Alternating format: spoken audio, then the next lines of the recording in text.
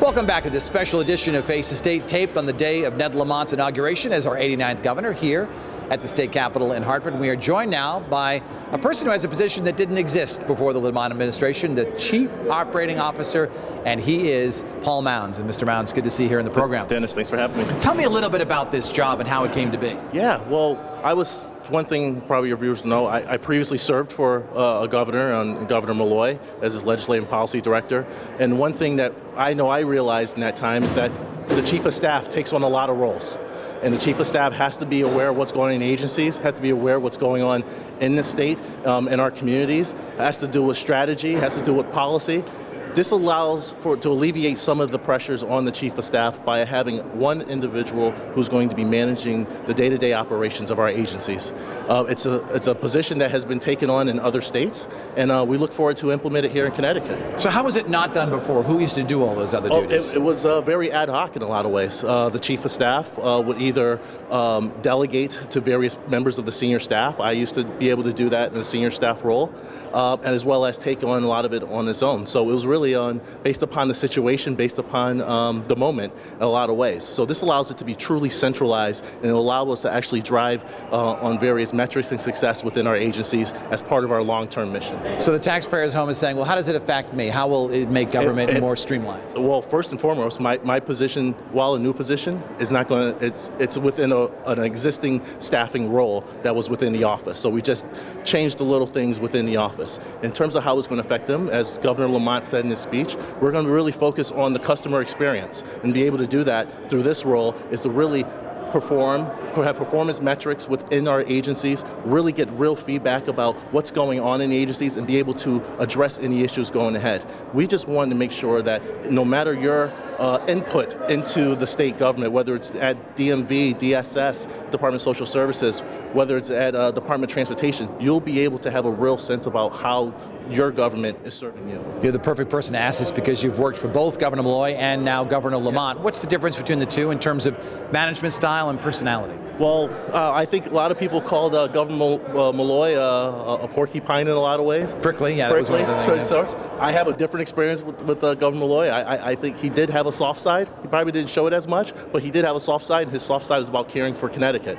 I would say when it comes to Governor Lamont, he has a very collaborative mindset. He wants to make sure that all parties, all individuals, all sides are taken into account in any decision making. So while there might be differences in personality, I think there's similarities in terms of how they feel about the state of Connecticut and really want to move the state forward. You know, it seems that to be run by a business leader is going to be a little bit different because the state's really not used to that. We've had politicians for the last quarter century anyway, if not beyond.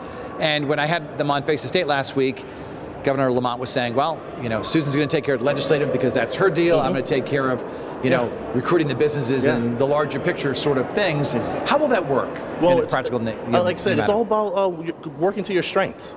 And I think for me, in terms of them creating this position, you're right. Governor Lamont hasn't previously served as an elected official, whether it's a first selectman, mayor, a legislator. So this is his first elected position on this level.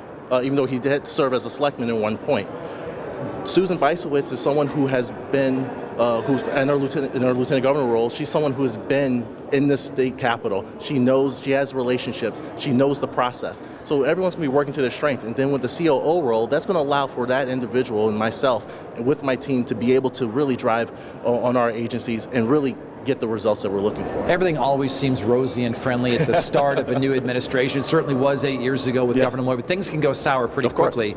How long does the governor have to really show some progress in terms of turning the state around? Well, I would say it's my hope that throughout the whole 4 years he'll be able to show the progress to turn the state around. But I think in reality, his first budget is going to be that first test in terms of whether people are in agreement with the direction that he wants to go forward with Connecticut. We believe that the direction that we're looking to go forward, building off of the structures that we had before, is something that the state of Connecticut will buy into. But we also know that it's our job to sell that mission. And so we will work with the legislature, we will work with mayors and first selectmen, and we will work with our agencies, state employees, and business leaders to really bring about that vision. So our time frame, you can say, is probably a few months, But I think in reality, once people buy into the mission, it's going to show throughout our tenure. I know it's still being crafted and still being finalized, still being tweaked and worked on and researched even. Yeah. But what are we going to see in this new budget? Well, I think you're going to see a budget that's going to take into account the mindset of one Connecticut. That no matter if you're a business owner, you're a family, you're a senior, whether you're a student, this is going to be a Connecticut that can work for you, Connecticut that's going to be able to serve you. And so I think overall, as a general message, we're going to have a budget that's going to be able to work for all of Connecticut and all residents of the state. Let's talk about some of the big things that you talked about in the speech. Number one, a digital state. What exactly does that mean? Well, digital state means we want a state that is ready for the future. And so that means you need to invest in now to be able to do that. We want to be able to have a state that no matter your interactions, as I talked about before, with your departments and your agencies, it's going to be current and ready. And so for us, what we're going to do, we're going to look at our processes here in the state of Connecticut through the Chief Operating Officer office. We're going to look at how are we procuring? How are we actually having those interfaces with the public? Is it done in a modern way? So we're going to take the time to dig deep on that. And so we're going to have a state that is not only going to be able to serve you on a digital level, it's going to be a state that's going to be able to serve you now into the future. Three of the hot button issues that get talked about a lot by voters out there are marijuana, casinos, and tolls. How much of that will be taking up the budget speech coming up in 6 weeks? I think it was part of the campaign, various elements of that was part of campaign platforms for the governor.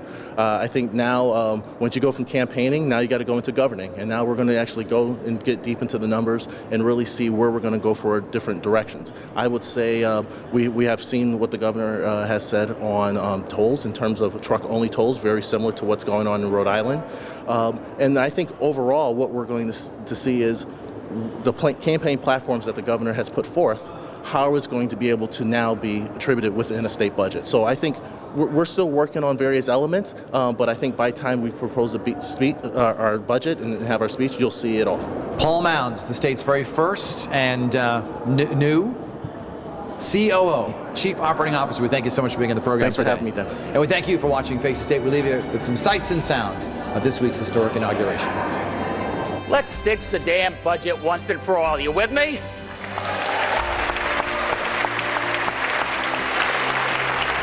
I believe in Connecticut, and you're here because you believe in Connecticut.